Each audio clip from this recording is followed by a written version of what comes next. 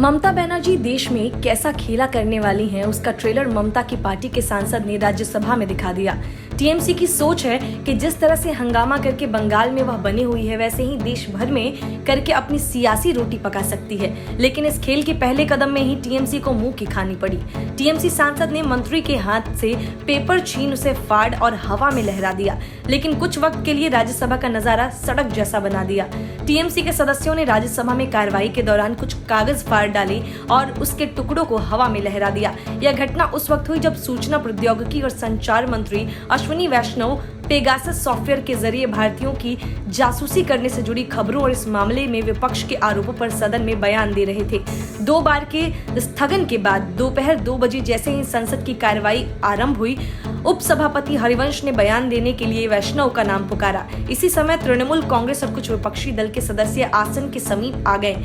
उन्होंने नारेबाजी शुरू कर दी। इसी दौरान टीएमसी सांसद शांतनु सेन ने वैष्णव के हाथ से पेपर छीन लिए, उनके बयान की कॉपी फाड़कर उसके टुकड़ों को हवा में लहरा दिया। केंद्रीय मंत्री वैष्णव हंगामे और शोरगुल के कारण अपना बयान पूरा नहीं पढ़ सके।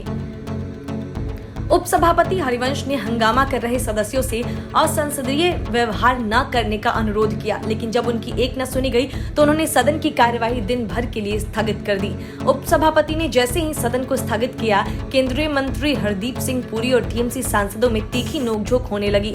हालत की गंभीरता का अंदाजा इसी से लगाया जा सकता है कि स्थिति को नियंत्रित करने के लिए मार्शलों को दखल देना पड़ा।